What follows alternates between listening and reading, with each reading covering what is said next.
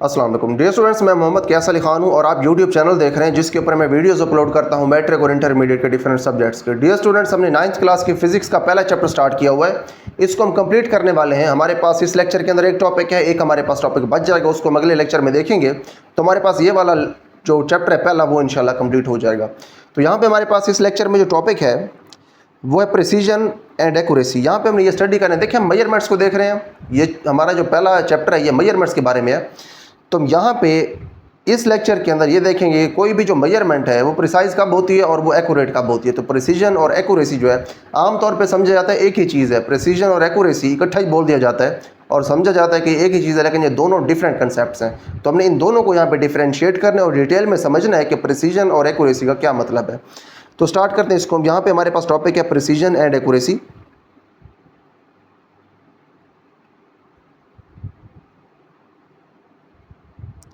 A physical measurements, यहाँ पे S नहीं आना चाहिए, ठीक है, ये सिर्फ मेजरमेंट ही होना चाहिए। A physical measurement should be precise as well as accurate. एक जो आपके पास फिजिकल मेजरमेंट है ये प्रिसाइज भी होनी चाहिए, एक्यूरेट भी होनी चाहिए।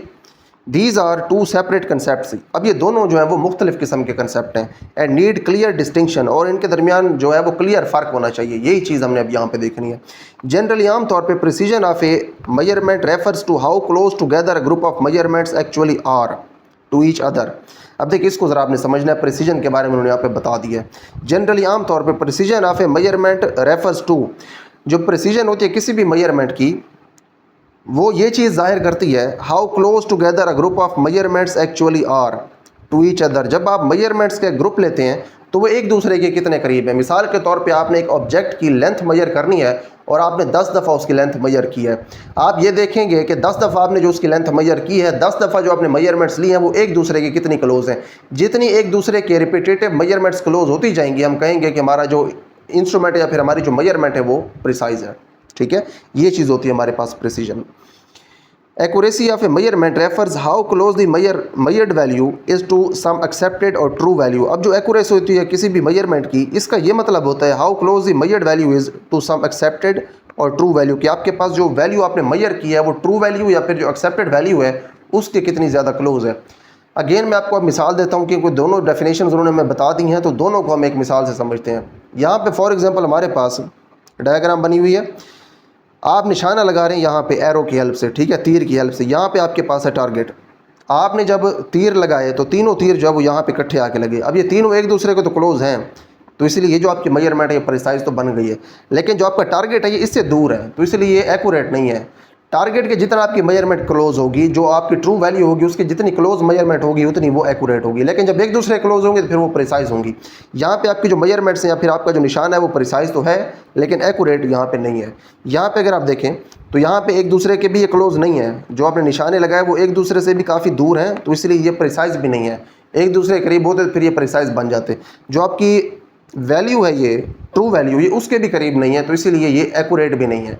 तो एक्यूरेट होने के लिए ट्रू वैल्यू के करीब होना ज़रूरी है, प्रिसाइज होने के लिए एक दूसरे के करीब होना ज़रूरी है, तो ये दोनों नहीं है यहाँ पे। और यहाँ पे देखिए, यहाँ पे एक दूसरे के करीब भी हैं, प्रिसाइज भी हैं, और जो ट्रू वैल्यू है उसके करीब भी हैं, तो इसलिए यहाँ पे ये एक्यूरेट भी हैं। ठीक है, तो यहाँ पे एक्यूरेसी और जो प्रिसीजन है उसका कंसेप्ट क्लियर हो गया।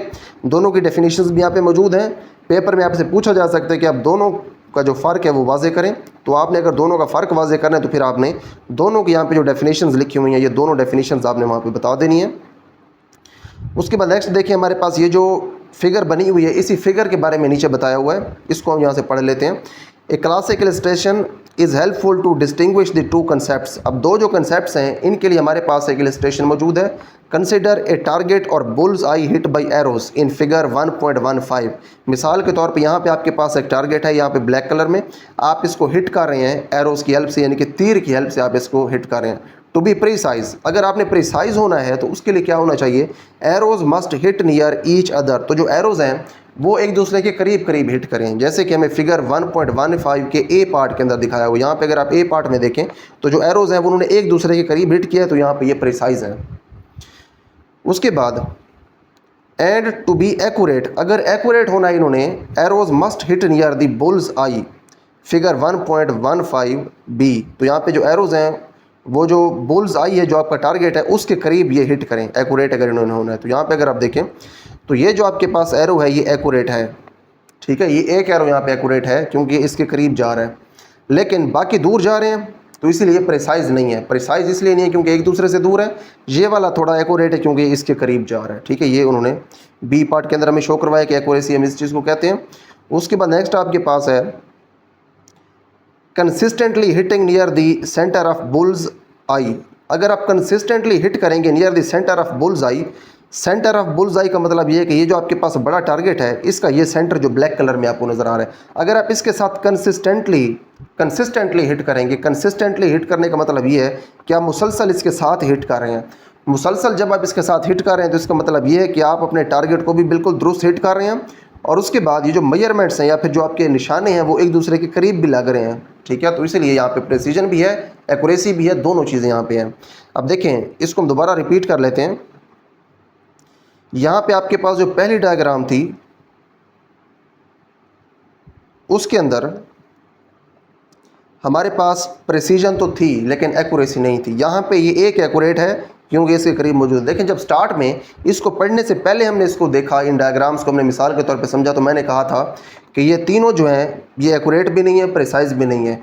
एक्यूरेट इसलिए मैंने कहा था कि नहीं है क्योंकि तीनों इसके ज़्यादा करीब नहीं है, किसी हद तक एक्यूरेट हैं।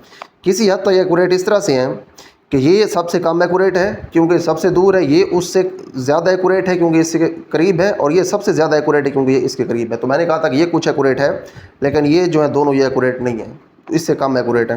तो यहाँ पे देखिए, हमें पहले नंबर पे जो हमारे पास डायग्राम ए है यहाँ पे हमें नज़र आ गई प्रिसीजन, यहाँ पे हमें मिल गई एक्यूरेसी इसकी, और यहाँ पे हमें दोनों चीज़ें मिल गई, एक्यूरेसी भी मिल गई, प्रिसीजन भी मिल गई। प्रिसीजन इसलिए मिली कि ये एक दूसरे के करीब हैं, एक्यूरेसी इसलिए मिली क्योंकि टारगेट के ज़्यादा करीब है। ठीक है, तो ये हमारे पास 3 सिनेरियो थे।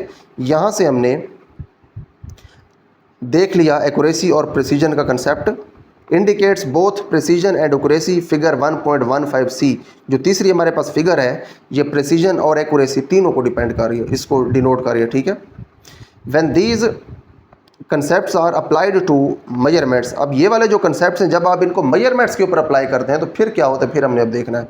The precision is determined by the instrument being used for measurement. तो जो प्रिसीजन है ये डिटरमिन होती है, इसका पता चलता है उस इंस्ट्रूमेंट से जो कि आप मेजरमेंट के लिए इस्तेमाल कर रहे होते हैं। देखें, जब आपने पैमाइश करनी होती है तो आप मुख्तलिफ तरह के जो इंस्ट्रूमेंट्स हैं उनको आप एक ही पैमाइश के लिए इस्तेमाल कर सकते हैं। आप किस इंस्ट्रूमेंट को इस्तेमाल कर रहे हैं इस चीज़ के ऊपर डिपेंड करती है एक्यूरेसी। ठीक है, the smaller the least count, जितना उस इंस्ट्रूमेंट का लीस्ट काउंट छोटा होगा, यानी कि जितनी कम से कम वो आपको वैल्यूज़ मेजर करके दे सकने की सलाहियत रखता होगा, the more precise is the measurement, तो उतनी ही मेजरमेंट ज़्यादा प्रिसाइज होगी। ठीक है, यानी कि आपके पास अगर एक ऐसा इंस्ट्रूमेंट है जिसका लीस्ट काउंट बहुत कम है तो उससे जब आप डिफरेंट मेजरमेंट्स लेंगे तो वो मेजरमेंट्स एक दूसरे के ज़्यादा करीब होंगी। ठीक है, तो इसीलिए उससे आपको जो मेजरमेंट्स मिलेंगी वो ज़्यादा प्रिसाइज होंगी। A measurement is accurate if it correctly reflects the size of the object being measured.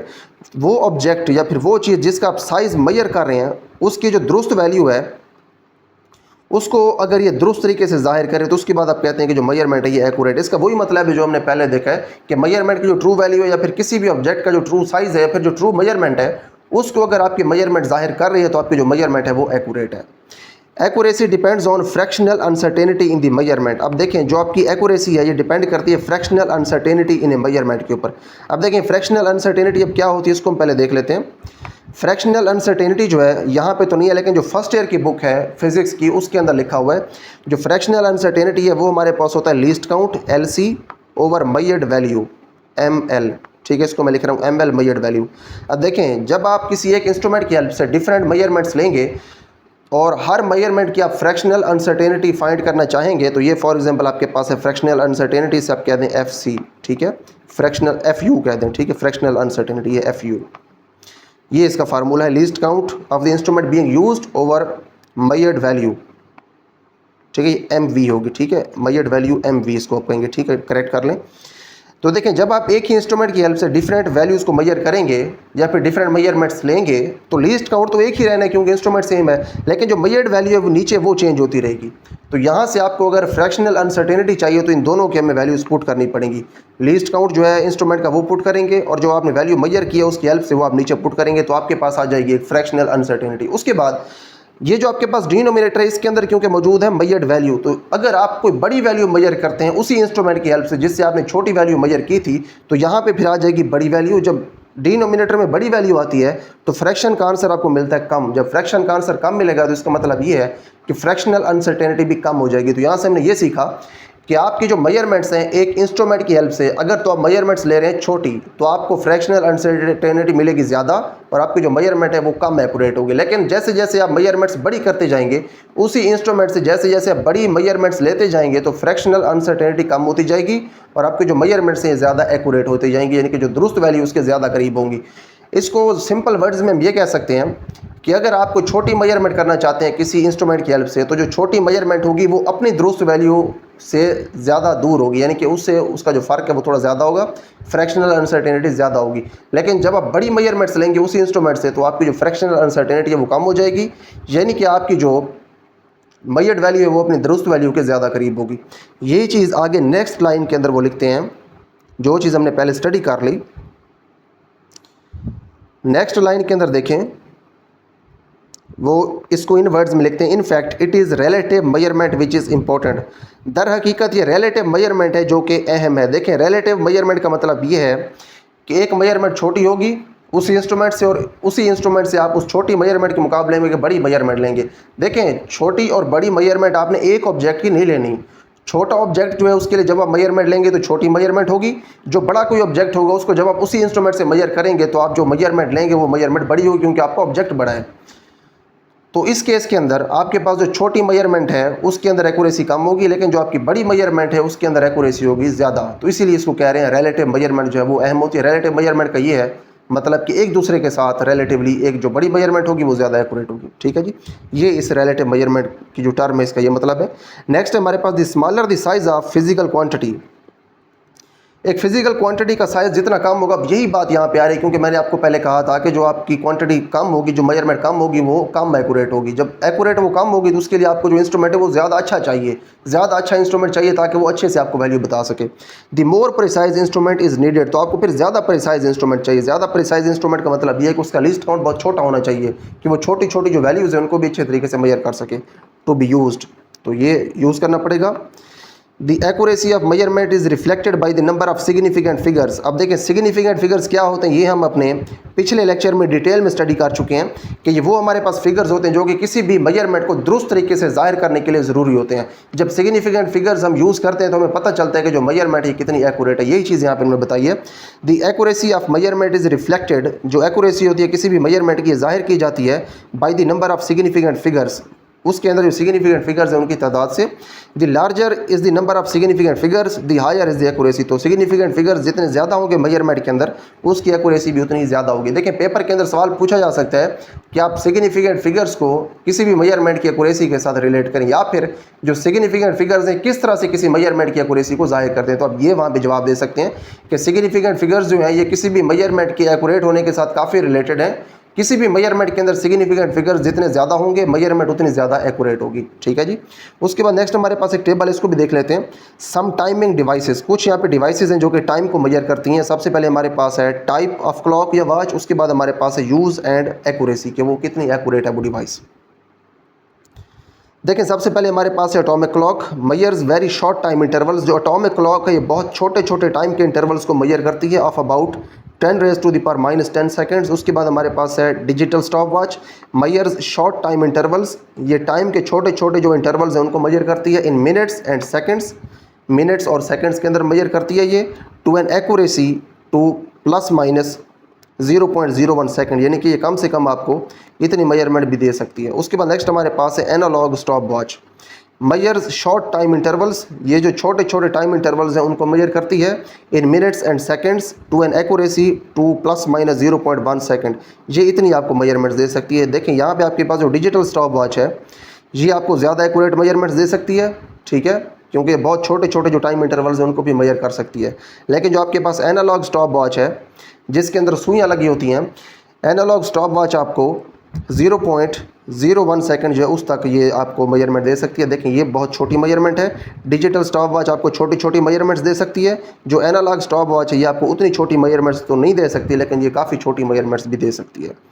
Next हमारे पास है टिकर tape timer, measures short time intervals of 0.02 second, ये इतने छोटे जो टाइम इंटरवल्स हैं इनको भी मेजर कर सकती है टिकर टेप टाइमर। उसके बाद हमारे पास है वॉच या फिर क्लॉक, घड़ी, मयर्स लॉन्गर टाइम इंटरवल्स, ये बहुत बड़े बड़े जो टाइम के इंटरवल्स हैं उनको मेजर करती है इन आवर्स, घंटों के अंदर, मिनट्स एंड सेकंड्स, घंटे, मिनट और सेकंड, ठीक है। ये आम घड़ियों की बात हो रही है जो कि हमारे घरों के अंदर और ऑफिस के अंदर घड़ियाँ लगी होती हैं जिनके अंदर 3 हमें सुइयाँ नज़र आती हैं, घंटे की, मिनट की और सेकंड की। तो ये घंटे, मिनट और सेकंड में आपको टाइम बताती हैं। नेक्स्ट आपके पास है पेंडुलम क्लॉक। देखिए पेंडुलम क्लॉक जो है वो ऐसा क्लॉक होता है जिसके नीचे एक पेंडुलम लटक रहा होता है। आपने अक्सर टीवी में देखा होगा, नीचे इस तरह से एक पेंडुलम होता है जो इधर भी जा रहा होता है और उसके बाद इधर भी जा रहा होता है, ठीक है। इस तरह से वो ऐसे मूव कर रहा होता है, ये होती है आपके पास pendulum clock. Measures longer time intervals in hours, minutes and seconds, ये जो आपके पास पेंडुलम क्लॉक होती है ये बहुत लंबे टाइम के इंटरवल्स जो है उनको मेजर करती है। आम तौर पे वो घंटों में होते हैं, मिनट में होते हैं और सेकंड में होते हैं। उसके बाद नेक्स्ट आपके पास है radioactive decay clock. Measures in years, ये सालों में मेजर करती है। The age of remains from thousands of years ago, हज़ारों साल पहले की जो रिमेन्स हैं, जो हज़ारों साल पहले की बाकियात हैं, उनकी उम्र जो है वो आपको ये मेजर करके देती है रेडियो एक्टिव डीके क्लॉक, ठीक है। ये सालों के अंदर आपको बताती है टाइम। तो ये आपके पास कुछ टाइमिंग डिवाइसेस थी और उसके बाद उनकी आपने एक्यूरेसी भी देख ली, उनका आपने यूज़ भी देख लिया। तो देखें यहाँ पे हमारे पास ये टॉपिक कंप्लीट हो गया। काफ़ी इंपॉर्टेंट और काफ़ी टेक्निकल टॉपिक था, क्योंकि जो प्रिसीजन और एक्यूरेसी है इसको आमतौर पे जो बच्चे हैं वो एक ही चीज़ समझ लेते हैं, लेकिन ये दोनों डिफरेंट है। रिपीट कर देते हैं इसको हम। प्रिसीजन का मतलब ये है कि आपके जो मेजरमेंट्स हैं वो एक दूसरे के कितनी करीब हैं। एक्यूरेसी का मतलब ये है कि आपकी जो दुरुस्त वैल्यू है मेजरमेंट्स उसके कितनी करीब है। जब एक दूसरे के ज़्यादा क्लोज होती है तो हम कहते हैं कि ज़्यादा प्रिसाइज हैं, जब दुरुस्त वैल्यू के वो ज़्यादा क्लोज होती है तो हम कहते हैं कि ये मेजरमेंट्स ज़्यादा एक्यूरेट है। तो यहाँ पे देखिए हमारे पास ये टॉपिक कंप्लीट हो गया, काफ़ी इंपॉर्टेंट टॉपिक था। इसके बाद अगले लेक्चर के अंदर हम इंशाल्लाह इस चैप्टर का जो लास्ट टॉपिक है राउंडिंग ऑफ द डिजिट्स, इनको राउंड ऑफ करना सीखेंगे और इस चैप्टर का लास्ट टॉपिक जो उसको कंप्लीट करेंगे उसके साथ साथ हमारा चैप्टर भी कंप्लीट हो जाएगा। तो इस लेक्चर के लिए इतना ही। See you in the next video with next very important topic.